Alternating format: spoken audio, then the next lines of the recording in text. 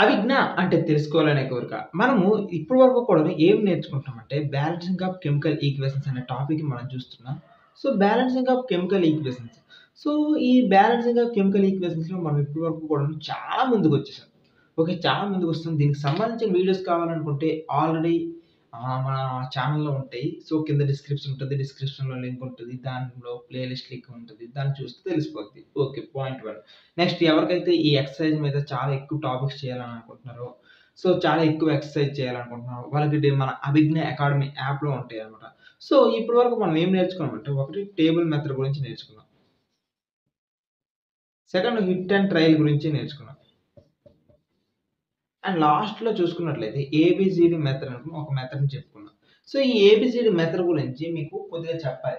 So, ఈరోజు ఈ A B C D method గురించే మాట్లాడుతున్నాం. ఏబీసీడీ మెథడ్ అనేది చాలా చాలా చాలా చాలా హెల్ప్‌ఫుల్ ఈ ఏబీసీడీ మెథడ్. ఎందుకంటే ఈ ఏబీసీడీ మెథడ్ అనేది కొన్నిటిని మనము ఈజీగా చేస్తే రావు. కొన్ని కొన్ని ఈక్వేషన్స్ అసలు కష్టపడాలి. చాలా కష్టపడాలి. నరకం చూపించేస్తది. సో, ఇలాంటివి సింపుల్ ఈక్వేషన్స్‌కి రావు. సో, మీకు టఫ్ వచ్చేటప్పుడు ఏ రకంగా చేయాలి అనేటప్పుడు ఈ ఏబీసీడీ మెథడ్ అనేది హెల్ప్ అవుతుందన్నమాట. సో, ఒక ఉదాహరణకి ఒకటి ఇద్దాను. NH3 అంటే ammonia plus oxygen gives rise to NO nitric oxide plus water.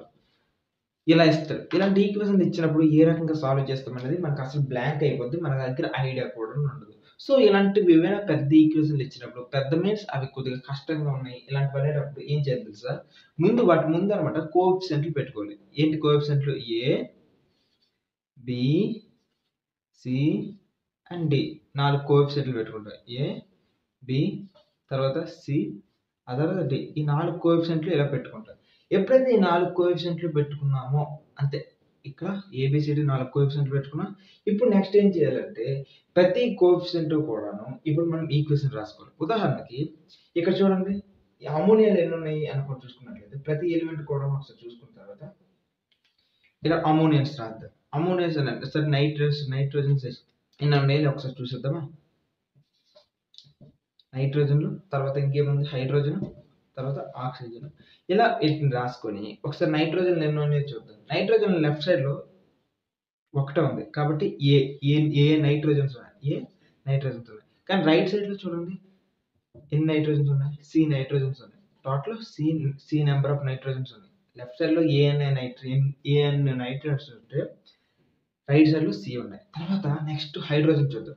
Hydrogen right సైడ్‌లో లెఫ్ట్ సైడ్‌లో ఎన్ని ఉన్నాయి? 3 టోటల్ 3A. సో 3A ఉన్నాయి. ఆ తర్వాత రైట్ సైడ్‌లో చూడండి హైడ్రోజన్‌లు ఎన్ని ఉన్నాయి? టోటల్‌గా 2. So 2D. నెక్స్ట్ ఇంకా ఆక్సిజన్‌లు చూడండి ఎన్ని ఉన్నాయి? ఆక్సిజన్‌లు ఎక్కడ ఉన్నాయి? 2B. ఇక్కడ లెఫ్ట్ సైడ్‌లో చూద్దాం. రైట్ సైడ్‌లో చూద్దాం. ఆక్సిజన్ ఇక్కడ సి.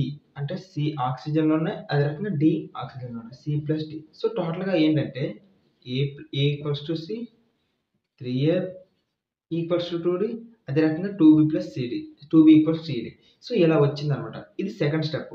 ఫస్ట్ స్టెప్‌లో కోఎఫిషియంట్ రాస్తాం. సెకండ్ స్టెప్‌లో వాటిని ఈక్వేషన్ రూపంలో రాసుకుందాం అన్నమాట. ఇలా వాటి యొక్క ఈక్వేషన్ ఎప్పుడైతే రాసుకున్నామో ఇప్పుడు అసలైన కథ మొదలవుతది. ఇప్పుడేంటంటే ఎక్కువ సార్లు ఏదైతే వచ్చిందో వాటినన్నమాట ఈక్వల్స్ టు 1 అనుకోవాలి. ఉదాహరణకి ఇక్కడ చూడండి మీరు బాగా అబ్జర్వ్ చేస్తే ఏ అనేది ఎన్ని సార్లు వచ్చింది? ఏ అనేది ఒకసారి వచ్చింది. Okay. A equals to 1 time. తర్వాత ఏ అనేది 2 టైమ్స్ వచ్చిందా? ఓకే. సారీ. ఇక్కడ ఒక ఏ ఉంది. అదే రకంగా ఇక్కడ ఏ ఉంది. 2 సార్లు వచ్చింది.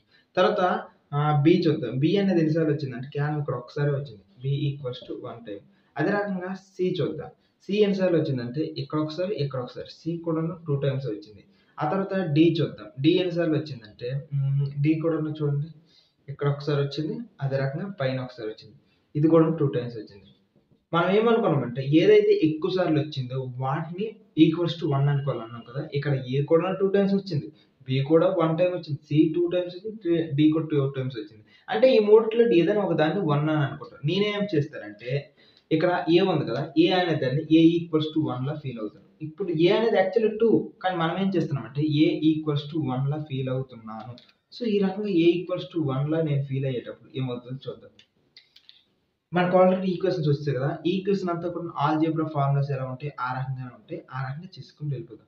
సో, A = 1 అనుకుంటాం. అప్పుడు ఏమవుతుందో తెలుసా? ఎప్పుడైతే A = 1 అయిందో, అప్పుడు ఏమవుతుందో తెలుసా? ఇక్కడ ఈక్వేషన్ చూడండి. A1 అయితే C కూడా ఎంత అవుతది? 1 అవుతది. సో, A1 అయితే C కూడా 1 అవుతుంది. ఓకే. సెకండ్ ఈక్వేషన్‌లో 1 సబ్స్టిట్యూట్ చేస్తామా? 3 × 1 = 2D. So, 3/2 = D. So, D యొక్క వాల్యూ మనకు ఎంత వచ్చిందంటే 3/2. నెక్స్ట్ ఈ ఈక్వేషన్‌లో మనం ఏం చేస్తామంటే మన దగ్గర D ఉంది. అదే రకంగా C కూడా ఉంది. ఈ D అండ్ C రెండిటిని సబ్స్టిట్యూట్ చేద్దాం. ఇక్కడ ఈ ఈక్వేషన్‌లో చూసుకున్నట్లయితే 2B = C value 1 plus D value చూస్తే 3/2. దీన్ని సాల్వ్ చేస్తే ఎంత వస్తుందంటే 2 + 3/2 అంటే 5/2. ఇక్కడ ఈ 2 కూడా కిందకి వస్తుంది కాబట్టి 5/4 వస్తుంది. B వాల్యూ అనేది 5/4. ఓకేనా? B వాల్యూ అనేది 5/4. ఇప్పుడు మనం అసలైన ఈక్వేషన్ చేయాలి. సో, A వాల్యూ మనకు ఎంత వచ్చిందంటే 1 వచ్చింది. అదే రకంగా C వాల్యూ ఎంత వచ్చిందంటే ఇక్కడ కూడాను 1 వచ్చింది. అదే రకంగా C వాల్యూ A వాల్యూ 1 వచ్చింది. అదే 1, 1. తర్వాత D వాల్యూ చూద్దాం. D వాల్యూ నాకు ఎంత వచ్చిందంటే 3/2 వచ్చింది. అండ్ B వాల్యూ కూడా నాకు ఎంత వచ్చిందంటే 5/4 వచ్చింది. సో, ఇక్కడికి ఈక్వేషన్ అనేది కంప్లీట్ అయిపోయింది. మనం ఏమనుకున్నాం అసలైంది? ఎప్పుడైతే ఇక్కడి వరకు కూడా ఈక్వేషన్ వచ్చిన తర్వాత మనం నెక్స్ట్ ఏం మాట్లాడుకోవాలంటే ఇలాంటి ఈక్వేషన్‌లు వచ్చినప్పుడు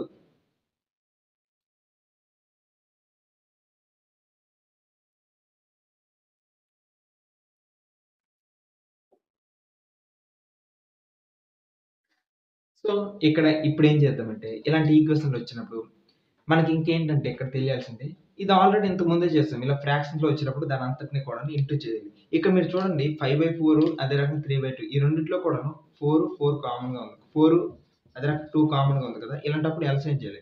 సో, 2 2 జా 4, 2 1 జా. ఇక్కడ 2 1 జా. కాబట్టి 2 × 2 అనేది 4. సో, ఇక్కడ ఎల్‌సిఎం అనేది 4 వస్తది కాబట్టి మనం ఏం చేద్దామంటే 4తో ఇంటూ చేద్దాం. 4తో ఎప్పుడైతే ఇంటూ చేసామో మొత్తాన్ని సో, NH3ని 4తో ఇంటూ చేస్తాం.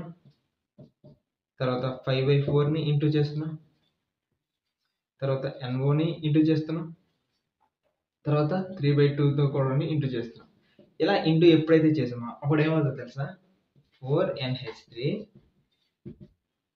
5 × 4 క్యాన్సిల్ అయిందనుకోండి. 5O2 gives rise to 4NO plus ఇక్కడ 2 1 జా 2 2 జా. సో, పైన 2 మిగులుతది కాబట్టి 2 × 3 6 H2O. ఇది ఈక్వేషన్ మనకు ఫైనల్‌గా వచ్చింది. సో, ఇంతే. ఫస్ట్ మనం కోఎఫిషియంట్‌లు రాసుకోవాలి. కోఎఫిషియంట్‌లకి సెకండ్ స్టెప్‌లో ఈక్వేషన్ రాసుకోవాలి. ఈక్వేషన్ తర్వాత ఏదైతే ఎక్కువ సార్లు వచ్చిందో దాన్ని =1 అనుకోని దాన్ని సాల్వ్ చేస్తే వచ్చే ఈక్వేషన్ ఫ్రాక్షన్స్ వస్తుంది. ఫ్రాక్షన్స్‌ని కొద్దిగా సాల్వ్ చేస్తే మనకు ఫైనల్ ఆన్సర్స్ వచ్చేస్తాయి. ఇదే ఆన్సర్స్. అంతే. అంతకు మించి ఇంకేముండదు. ఇంకొక ఈక్వేషన్ చేద్దాం. ఇప్పుడు నెక్స్ట్ ఈక్వేషన్ చేద్దాం. నెక్స్ట్ ఈక్వేషన్‌లో చూసుకున్నట్లయితే NH3 plus chlorine gas ammonia plus chlorine gas అనేది ఎంత వస్తుందంటే nitrogen dioxide plus ammonium chloride. ఇది మనకు వచ్చిన ఈక్వేషన్. ఈ ఈక్వేషన్ ఇప్పుడు సాల్వ్ చేయడానికి ట్రై చేద్దాం. సో, ఇక్కడ మనం ఏం చెప్పామంటే ఫస్ట్ కోఎఫిషియెంట్స్ పెట్టుకోవాలి. A, B, C, D ఇలా కోఎఫిషియెంట్స్ పెట్టుకున్నాం. ఎప్పుడైతే మనం కోఎఫిషియెంట్స్ పెట్టుకున్నామో ఇప్పుడు నెక్స్ట్ స్టెప్‌లో ఈక్వేషన్స్ రాయాలి. సో, ఇక్కడ నైట్రోజన్స్ ఎన్ని ఉన్నాయి? తర్వాత హైడ్రోజన్స్ ఎన్ని ఉన్నాయి? తర్వాత క్లోరిన్స్ ఎన్ని ఉన్నాయి? ఇలా వీటిని రాసుకొని వీటిని ఈక్వేషన్ రాస్తామనుకోండి మనకు సెట్ అయిపోతుంది. సో, ఇక్కడ నైట్రోజన్ చూడండి ఎన్ని ఉన్నాయి చూద్దాం ఒకసారి. ఇక నైట్రోజన్ చూస్తే ఇక్కడ A ఓకేనా? ఈ A ఇక్కడ నైట్రోజన్ చూడండి. లెఫ్ట్ సైడ్‌లో ఒక నైట్రోజన్ ఉంది A. ఇక్కడ ఎక్కడ మళ్ళీ లేదు. కాబట్టి A times equals to right side చూడండి. రైట్ సైడ్ చూస్తే మీకు ఎన్ని ఉన్నాయి? ఇక్కడ 2C 2 నైట్రోజన్‌లు ప్లస్ ఇక్కడ చూడండి ఇక్కడ ఒక D. ఇక్కడ D ఉంది. ఓకే. దాని తర్వాత నెక్స్ట్ హైడ్రోజన్ చూద్దాం. హైడ్రోజన్ ఇక్కడ చూస్తే 3Aలు అంటే 3 హైడ్రోజన్‌లు ఉన్నాయి ఈక్వల్స్ టు లెఫ్ట్ సైడ్‌లో చూస్తే 4D ఓకేనా? 4 హైడ్రోజన్‌లు ఉన్నాయి 4D. నెక్స్ట్ లెఫ్ట్ సైడ్ చూద్దాం. క్లోరిన్‌లు ఎన్ని ఉన్నాయంటే ఇక్కడ చూడండి 2 క్లోరిన్స్ ఉన్నాయి కాబట్టి 2B. అదే రకంగా ఇక్కడ ఎన్ని ఉన్నాయి చూడండి క్లోరిన్‌లు ఒకటే ఒకటి ఉంది కాబట్టి 1D.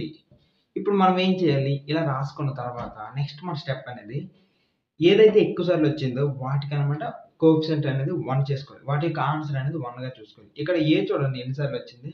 ఏ అనేది మీరు బాగా అబ్జర్వ్ చేస్తే 2 టైమ్స్ వచ్చింది. ఏ ఈక్వల్స్ టు 2. తర్వాత ఇక్కడ బి చూడండి ఎన్ని సార్లు వచ్చింది? 1, 2 ఇక్కడ లేదు, ఇక్కడ లేదు, ఇక్కడ లేదు. బి అనేది ఒకసారి వచ్చింది. దాని తర్వాత సి చూద్దాం. సి ఎన్ని సార్లు వచ్చింది? ఇక్కడ ఒకసారి వచ్చింది. తర్వాత ఇంకెక్కడ రాలేదు. ఇది ఒకసారి వచ్చింది. తర్వాత డి చూద్దాం. డి ఎన్ని సార్లు వచ్చింది? 1, 2, 3 టోటల్ 3 టైమ్స్ వచ్చింది. సో డి 3 టైమ్స్ వచ్చింది కాబట్టి మనం ఏం చెప్పుకున్నామంటే ఏదైతే ఎక్కువ సార్లు వచ్చిందో దాన్ని 1 అనుకోమన్నాం కదా! సో డి వాల్యూ మనం ఇక్కడ 1 అనుకుందాం. సో డి వాల్యూ ఎప్పుడైతే 1 అనుకున్నామో ఇప్పుడు ఉదాహరణకి ఇక్కడ డి వాల్యూ ఉంది కదా! ఈ ఈక్వేషన్ నుండి సాల్వ్ చేసుకుందాం. Let D equals to 1. ఇప్పుడు డి వాల్యూ ఈ ఈక్వేషన్‌లో 1 ఏద్దాం. 2b equals to 1, b equals to 1/2. So నాకు బి వాల్యూ వచ్చేసింది. డి వాల్యూ వస్తుంది. ఇప్పుడు నేనేం చేస్తానంటే ఈ బి అదే రకంగా ఈ డి ఈ 2 వాల్యూస్‌ని ఎక్కడో ఒక దగ్గర సబ్స్టిట్యూట్ చేస్తాను. ఇక్కడ ఈ సెకండ్ ఈక్వేషన్‌లో నేను వేస్తున్నాను. సో ఈ సెకండ్ ఈక్వేషన్‌లో నేను వేసేటప్పుడు నాకేంటంటే 3a కదా! 3a ఈక్వల్స్ టు 4d కాబట్టి 3a equals to 4 into D value నాకు ఎంత వచ్చిందంటే 1. సో ఇప్పుడు a ఈక్వల్స్ టు 4/3 నాకు ఏ వాల్యూ కూడా వచ్చింది. నెక్స్ట్ నేనేం చేస్తానంటే ఏ వాల్యూ అనేది ఫస్ట్ ఈక్వేషన్‌లో వేసేస్తాను. నాకు ఆన్సర్ అనేది సి వాల్యూ కూడా వచ్చేస్తది. సో దీని నుండి చూస్తే థర్డ్ ఈక్వేషన్‌లోన లాస్ట్‌లో దీంట్లో సబ్స్టిట్యూట్ చేస్తాం. a equals to 2c plus d కదా! ఇక్కడ a వాల్యూ నాకు ఎంత వచ్చిందంటే 4/3 equals to 2c plus d value 1 అన్నమాట. సో ఇక్కడ ఏమైందంటే 4/3 ఈ -1 ఇటు పంపిద్దాం. -1 ఈక్వల్స్ టు 2c. సో ఈ రకంగా చేస్తే 4 - 3/3 ఇక్కడ ఈక్వల్స్ టు 2c కదా! ఇప్పుడు ఏం చేస్తామంటే సి దగ్గర ఉన్న 2ని కిందకి పంపిద్దాం. అప్పుడు ఏమవుతుందంటే ఆన్సర్ సి వాల్యూ అనేది సి ఈక్వల్స్ టు 1/6 వచ్చింది. ఇవి మనకు వచ్చిన వాల్యూస్. ఇప్పుడు ఈ వచ్చిన వాల్యూస్ అన్నిటిని కూడాను పైన వేసేస్తూ వెళ్ళిపోతాం. ఉదాహరణకి ఏ ప్లేస్‌లో నాకు ఎంత వచ్చిందంటే ఏ ప్లేస్‌లో 4/3. సో ఇది 4/3 ఓకే. ఏ ప్లేస్‌లో 4/3 వచ్చింది. నెక్స్ట్ బి ప్లేస్‌లో చూస్తే 1/2 వచ్చింది. 1/2 అండ్ సి ప్లేస్‌లో చూస్తే 1/6 వచ్చింది. 1/6 తర్వాత డి ప్లేస్‌లో చూస్తే ఎంత వచ్చిందంటే 1 అన్నమాట. సో ఈ 1 ఇప్పుడు ఈ ఈక్వేషన్ అంతా కూడాను మనకు వచ్చేసింది. ఇప్పుడు దీన్ని ఏం చేయాలంటే ఇంక మిగిలింది ఫ్రాక్షన్. ఫ్రాక్షన్ ఒక్కటి చేసి పడేసామనుకోండి లెక్క అనేది కంప్లీట్ అయిపోద్ది. ఈ రకంగా చేద్దాం. కింద ఒకసారి చూడండి 3 ఉంది, 2 ఉంది, 6 ఉంది. ఈ వీటన్నిటికి ఫ్రాక్షన్ గాని ఎల్‌సిఎం చేసామనుకోండి దేనితో అవుతదంటే 3తో చేద్దాం. 3 1 జా 2 6 3. సో ఇక్కడ 3 ఇంటూ 2 చేసామనుకోండి ఎల్‌సిఎం 6 వస్తది. సో ఇక్కడ ఎల్‌సిఎం 6 కాబట్టి మనం ఇప్పుడు వెంటనే ఏం చేయాలంటే 6తో మల్టిప్లై చేసేయడమే. 6తో ఇక్కడ మల్టిప్లై చేసామనుకోండి టోటల్ ఈక్వేషన్ అనేది వచ్చేస్తది. సో అప్పుడు మనకేమొస్తదంటే 3 1 జా 3 2 జా. సో 2NH3 ప్లస్ 2కి 3కి క్యాన్సిల్ అవుతుంది కాబట్టి 3Cl2 గివ్స్ రైజ్ టు 6కి క్యాన్సిల్ అవుతుంది కాబట్టి N2 ప్లస్ 6 1 జా 6 కాబట్టి 6NH4Cl ఇంతే. ఇది సెకండ్ ఈక్వేషన్. సో ఈ రకంగా మీరు చేయొచ్చు. ఇంకొకటి సాల్వ్ చేద్దాం. ఇంకొకటి సాల్వ్ చేసి ఈ మొత్తం సమ్ అంతా కూడా అయిపోయిందని చెప్పవచ్చు. సో ఇంకొకటి సాల్వ్ చేసుకుందాం. ఈసారి ఏం రియాక్షన్ తీసుకుంటాం? Sulphur plus nitric acid gives rise to sulphuric acid plus water plus nitric oxide. Okay. ఇప్పుడు మనం ఏం చేద్దామంటే ఏబిసిడీలు చేసుకుందాం కోఎఫిషియంట్లు. A, B, C, D, E 5 కోఎఫిషియంట్లు తీసుకుందాం. ఇప్పుడు ఇక్కడ ఏం రాసుకుందాం? ఒక్కొక్క ఈక్వేషన్‌కి రాసుకుందాం. సల్ఫర్, దాని తర్వాత హైడ్రోజన్, తర్వాత నైట్రోజన్, తర్వాత ఆక్సిజన్ 4 ఉన్నాయి కదా! ఈ 4 మాలిక్యూల్స్‌కి కూడాను ఒక్కొక్కటి రాసుకుందాం. ఇక్కడ సల్ఫర్ చూడండి. లెఫ్ట్ సైడ్‌లో సల్ఫర్స్ ఎన్ని ఉన్నాయంటే ఏ ఉన్నాయి. ఈక్వల్స్ టు రైట్ సైడ్‌లో ఎన్ని ఉన్నాయి సల్ఫర్స్ అంటే ఎక్కడుంది సల్ఫర్ అసలు ఇక్కడ ఉంది. సి ఉన్నాయి. తర్వాత లెఫ్ట్ సైడ్‌లో ఈసారి హైడ్రోజన్ తీసుకున్నాం. హైడ్రోజన్ చూడండి లెఫ్ట్ సైడ్‌లో ఎన్ని ఉన్నాయంటే బి హైడ్రోజన్స్ ఉన్నాయి. అదే రకంగా రైట్ సైడ్‌లో చూసుకున్నట్లయితే ఎన్ని ఉన్నాయంటే ఇక్కడ హైడ్రోజన్ కదా! సిలు 2 2C హైడ్రోజన్ 2 ఉన్నాయి. తర్వాత ఇక్కడ చూడండి ఇక్కడ డి దగ్గర కూడా ఉంది కదా! 2D 2 హైడ్రోజన్లు ఇక్కడ కూడా ఉన్నాయి. దాని తర్వాత ఈసారి నైట్రోజన్ చూద్దాం. నైట్రోజన్ చూడండి ఇక్కడ ఎన్ని ఉన్నాయి? బి టైమ్స్ ఒకసారి బి టైమ్స్ ఉన్నాయి. తర్వాత ఇక్కడ చూడండి ఈ టైమ్స్ ఉన్నాయి. తర్వాత ఇప్పుడు ఏం చేద్దామంటే ఆక్సిజన్ చూడండి ఎన్ని సార్లు ఉన్నాయి? ఆక్సిజన్ ఇక్కడ 3 టైమ్స్ ఉన్నాయి. సో 3B ఈక్వల్స్ టు ఇక్కడ ఎన్ని సార్లు ఉన్నాయి 4C 4 సార్లు ఉన్నాయి. ఇక్కడ చూడండి ఆక్సిజన్‌లో D టైమ్స్ ఉన్నాయి. తర్వాత ఇక్కడ చూడండి ఆక్సిజన్‌లో 2 టైమ్స్ ఉన్నాయి 2E. సో ఈ రకంగా మొత్తంగా ఇప్పుడు మనం ఏం చేద్దామంటే ఈ మొత్తం ఈక్వేషన్‌లో ఏది ఎక్కువ సార్లు వచ్చిందో చూడండి. ఈసారి మళ్ళీ రాయను. ఇక్కడ C 1, 2, 3 3 సార్లు వచ్చింది సి అనేది. సి అనేది ఎప్పుడైతే 3 టైమ్స్ వచ్చిందో అప్పుడు మనకేంటంటే సి యొక్క వాల్యూ అనేది హై కాబట్టి సి ఈక్వల్స్ టు 1 అనేది తీసుకుంటున్నా. లెట్ సి ఈక్వల్స్ టు 1 అప్పుడు తీసుకుంటే ఏమవుతుందంటే సి ఈక్వల్స్ టు 1 వచ్చిందనుకోండి ఇదే ఈక్వేషన్‌లో C1 అయితే ఏ కూడా 1 అయింది. సో సి ఈక్వల్స్ టు 1 అయితే ఏ కూడా 1 అయింది. ఈ రకంగా చూసుకున్నట్లయితే నాకు సి వాల్యూ వచ్చేసింది. అదే రకంగా ఏ వాల్యూ వస్తుంది. సి వాల్యూ 1 ఏ వాల్యూ కూడా 1. ఈ రకంగా నాకు 2 వచ్చాయి. ఇప్పుడు నేనేం చేస్తానంటే ఈక్వేషన్‌లోకి వేసుకుంటాను. ఒక్కొక్క ఈక్వేషన్‌లో. ఏ ఈక్వేషన్‌లో అండ్ సి అండ్ ఏ ఈ రెండిటితో ఈక్వేషన్ అనేది ఎక్కడ ఫార్మ్ అయిందో ఒకసారి చూసుకుంటున్నాం. సో ఇక్కడ B equals to 2c + 2d ఉంది కదా! దీంట్లో సబ్స్టిట్యూట్ చేస్తాను ఎగ్జాంపుల్‌కి. ఇక్కడ బిలో కదా! బి ఈక్వల్స్ టు అప్పుడు నాకేమొస్తదంటే 2c + 2d కదా! 2 × 1 + 2d అంటే B equals to 2 + 2d. B equals to 2 + 2d అనేది వచ్చేసిందనమాట. ఇప్పుడు మనం అసలైంది ఏం చేస్తామంటే ఇక్కడ బి ఈక్వల్స్ టు ఈ వచ్చింది కదా! ఈ యొక్క ఈక్వేషన్ ఒకసారి సాల్వ్ చేయడానికి ట్రై చేద్దాం. ఇక్కడ ఈ ఈక్వేషన్‌లోన సబ్స్టిట్యూట్ చేద్దాం. ఈ బి ఈక్వల్స్ టు ఈ ఆ రకంగా సబ్స్టిట్యూట్ చేస్తే ఈ ఈక్వల్స్ టు 2 + 2d అనేది వచ్చింది. ఇది రెండో ఈక్వేషన్ అని అనుకుందాం. ఓకేనా? ఇలా వచ్చింది కదా! దీన్ని సైడ్‌కి పెట్టుకుందాం.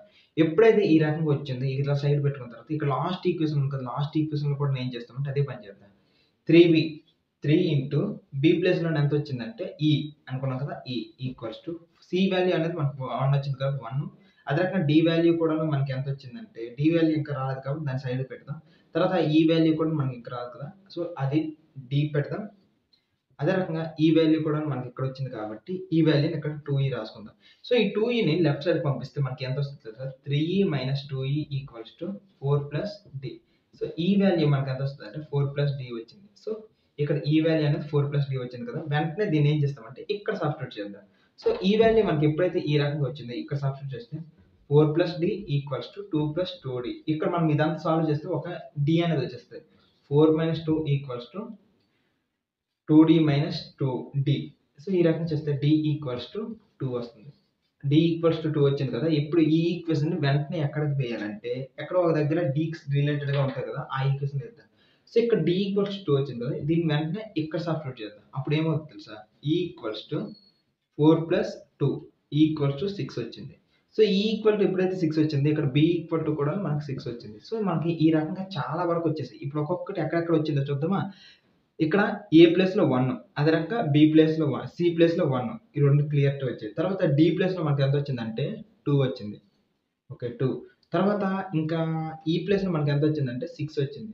ఓకే 6 దాని తర్వాత ఇంకా బి ప్లేస్‌లో మనకు ఎంత వచ్చిందంటే 6 వచ్చింది. ఈ రకంగా మనకు మొత్తం సాల్వ్ అయిపోయాయి. ఇక్కడ మళ్ళీ చెప్తున్నా ఏం చేశానంటే ఏ ఈక్వల్ టు సి ఏ హైయెస్ట్‌గా ఉన్నదాన్ని 1, 1 తీసుకున్నాను.